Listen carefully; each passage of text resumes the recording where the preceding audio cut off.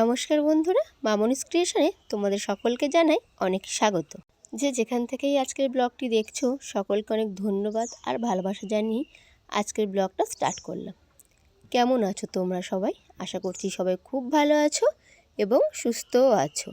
আর আমি আমার পরিবারের সবাই বেশ ভালো আছি আর সুস্থও আছি। সকালবেলা ঘুম থেকে উঠেই স্নান টান সেরে নিজের শাড়িটা পরে নিয়ে বসে পড়েছি বউটাকে সাজাতে। সাজানো তেমন কিছু না, অনেক কিছুই করে রেখেছিল।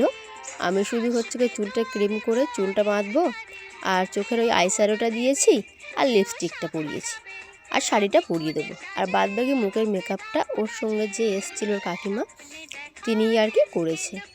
যাই হোক চলো, এখানে দেখো সিঁদুরটা পরাচ্ছিলাম আর আমি ওকে বলছিলাম কালকে তোমার বর তোমাকে বিয়ে করেছে, আজকে আমিই তোমাকে বিয়ে করে দিলাম, মানে এরকম একটা ব্যাপার ছিল। ওকে সিঁদুর পরিয়ে দেব, দিয়ে তারপর আমি একটু রেডি হব। আমি তো শুধু স্নান করে জামা কাপড়টা পরেছি, এখনও চুল আঁচড়াইনি, কিছুই করিনি। দেখো এখনও মাথাতে বিনানি করে খোপা করা আছে। আর এখানে সবাই টুকটাক সাজছিল, ওর মারাও এসে গিয়েছিল কালকে রাত্রে। এই যে বউর মা বাড়ি চলে গিয়েছিল, ভাই আর দিদিটাই শুধু ছিল। দেখো ওকে এখানে সাজানো কমপ্লিট, মানে শাড়িটাগুলো পরিয়ে দিয়েছি। আমি শুধুমাত্র ওর আই মেকআপ, চুল বাঁধাটা আর লিপস্টিকটাই পরিয়েছিলাম আর শাড়িটা পরিয়ে দিয়েছি। এখানে আমিও সিঁদুর পরে নিলাম আর ও এইখানে বসে আছে। এটা ওর ভাই না দিদির ছেলে মনে হয়, আমার ঠিক জানা নেই, একদিনের তো পরিচয়।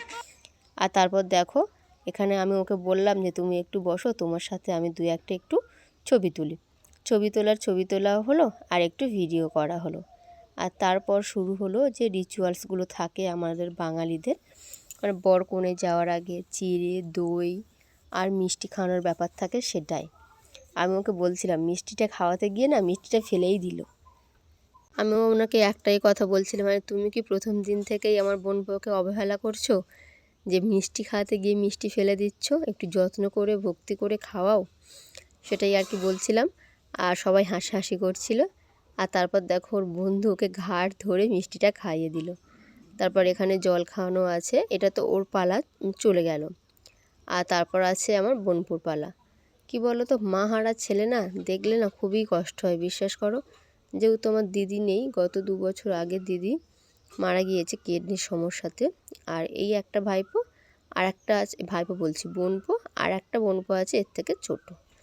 2 ভাই 2 বছরের ডিফারেন্স, দুজনের একসাথে বিয়ে। আজকের এ বউ নিয়ে যাবে আর সে যাবে বিয়ে করতে, মানে বুঝতে পারছো তো সারাদিনের কতটা ব্যস্ততা, কতটা চাপের। যাই হোক এখানে নতুন বউকে যত্ন করে আর কি মিষ্টি খাইয়ে দিয়ে তারপর জল খাওয়াচ্ছিল। দুটিকে দেখো বেশ ভালো মানিয়েছে না, বেশ সুন্দর লাগছে। আর এদের তো খুব একটা বয়স হয়নি, নিজের বোনপুর বয়স তো মনে হয় এই 22+ চলছে। যাই হোক দুজনকে বেশ ভালো মানিয়েছে। তারপর এলো ঠাকুর ঘরে ঠাকুরকে প্রণাম করতে। ঠাকুরকে প্রণাম করার পর এখানে যেটা শুরু হলো, যতই হোক বিয়েতে হয়েছে বাবা মা দিদি ভাই বোন সবার কাছ থেকে তো বিদায় নিতেই হবে। আর ওর দিদি দেখো, এই দিদি এটা আমার পিছনে দাঁড়িয়েছিল, এই লাল মানে কমলা কালারের শাড়িটা পরে, এটা কি ওর দিদি। আর এই সাদা আর কালো গেঞ্জি এটা কি ওর বাবা। আর ওর মাকে হয়তো, ওর মা তো আছে এখানে কোথাও, হয়তো কোনো কানচুলি নেবে এক্ষুনি। যাই হোক সব কিছু রিচুয়ালস কমপ্লিট করে বেরিয়ে পড়েছি আমরা, মানে চলে যাওয়ার উদ্দেশ্যে। আমাদের বাড়ি থেকে ওদের বাড়ি যাব। আর এটা ওর ভাই, দুজনে খুব কান্নাকাটি করছিল একদম। তো দুজনের মাথায় মানে ঝগড়াঝাঁটি খুনসুটি কত কিছু হয়তো বলো ভাই বোনে একসাথে থাকলে। যাই হোক চলো আমরাও যাব ওই গাড়ি করে আর কি দিদির বাড়িতে আমিও চলে যাব। কালকে তো আমাদের বাড়িতে বিয়ে হলো, আর একটা রিসেপশানে গিয়েছিলাম, সারাদিন ওখানে যাওয়া হয়নি। জামাইবাবু রাগারাগি করছে যে দিদি নেই বলে তোরা কি কেউ আসবি না আমার বাড়ি। আমি বলছি ঠিক আছে, আমি বর কনেকে সঙ্গে করে নিয়েই আর কি একসাথে যাব। আর এই মন্দির তোমরা হয়তো অনেকেই আগে আমাদের ব্লগে দেখেছো। সব সময় আমি প্রায় সময় এই মন্দিরে আসি, তবে সন্ধ্যেবেলা। আর এটা ছিল একটা দিনের বেলা। যাই হোক অন্য একদিন ভালো করে মন্দিরটাকে তোমাদেরকে ঘুরিয়ে দেখাবো। জানো তো ওই মন্দিরে বলেছিলাম যে বছরের একটা মাস মেলা বসে, সেই মেলা না শুরু হয়ে গিয়েছে, তোমাদেরকে একদিন ঘুরিয়ে আনবো। যাই হোক বাড়ির সামনে চলে এসেছি। আমাদের বাড়ি থেকে 15 মিনিটের দূরত্ব এই দিদির বাড়ি, মানে কাছাকাছি। বউ এসে গাড়িতে বসে আছে। বউকে বরণ করে নামাতে হবে। দিদি তো নেই, তাই দিদির ননদ মানে ছোট পিসিমণি বউ। আমরা গাড়ি থেকে নেমে দাঁড়িয়ে আছি পিসিমণির অপেক্ষায়। যাই হোক চলো, পিসিমণি চলে এসছে। আমি পিসিমণিকে বললাম যে চামচ দিয়ে মিষ্টিটা গালে দাও। বলছে চামচ দিয়ে দিলে অর্ধেক খাবে, হাতে করে দিয়ে গোটা খাবে। গোটা মিষ্টিটা নতুন বউটার গালের মধ্যে দিয়ে দিল। আর দেখো ও বউকে যত্ন করছে, গায়ে হয়তো একটু মিষ্টির রস পড়েছিল, সেটাই আর কি মুছে টুছে দিচ্ছিল।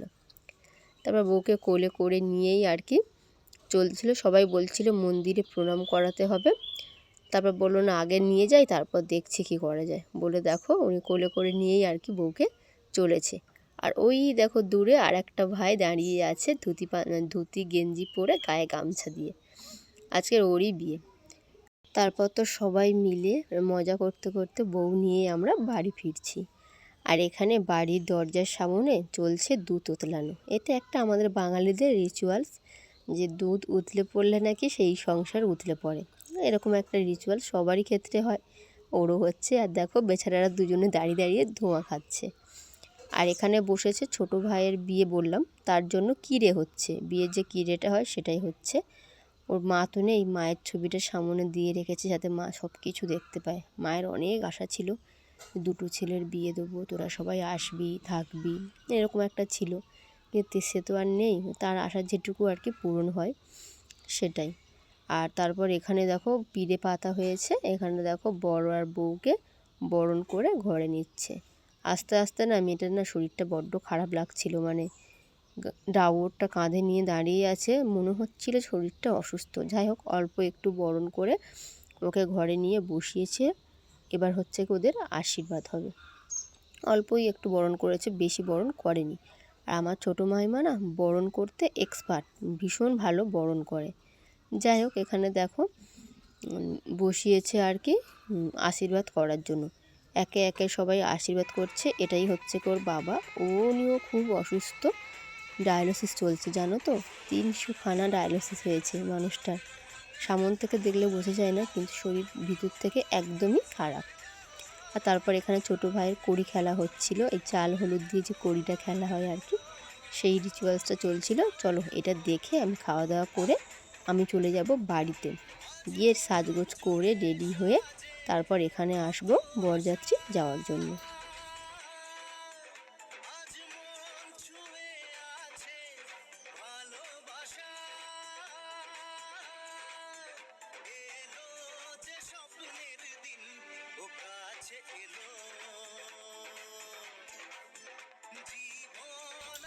তারপর দেখো আমি বাইরে গিয়ে সন্ধ্যেবেলায় রেডি হয়ে চলে এসেছি। ভেবেছিলাম যাব না, জানো তো ঝড় বৃষ্টি উঠেছিল। তারপর ভালো শাড়ি বার করেছিলাম, একটা বেনারসি বার করেছিলাম পরবো বলে আশা করে।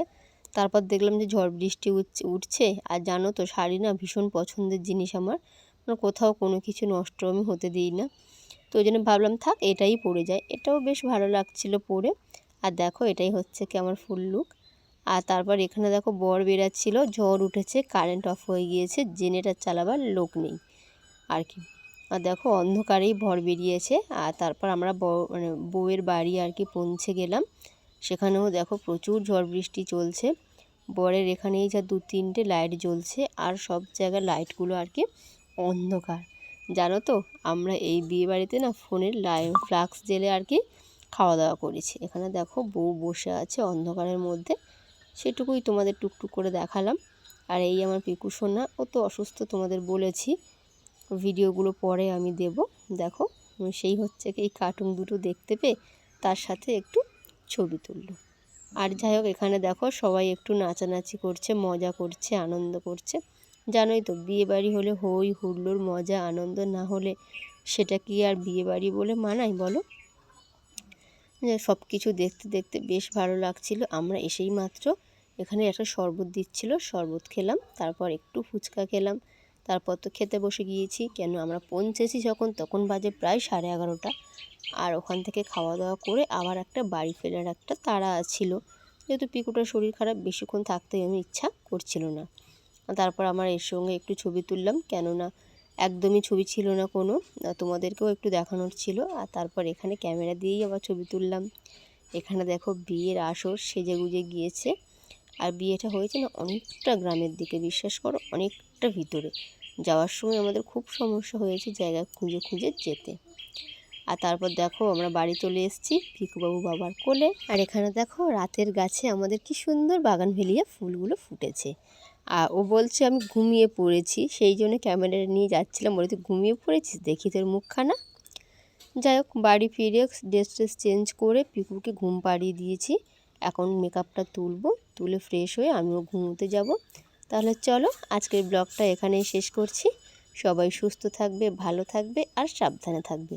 আর ব্লগটি কেমন হলো অবশ্যই কমেন্ট করে জানাবে। দেখা হবে খুব তাড়াতাড়ি আরেকটি নতুন ব্লগের সাথে।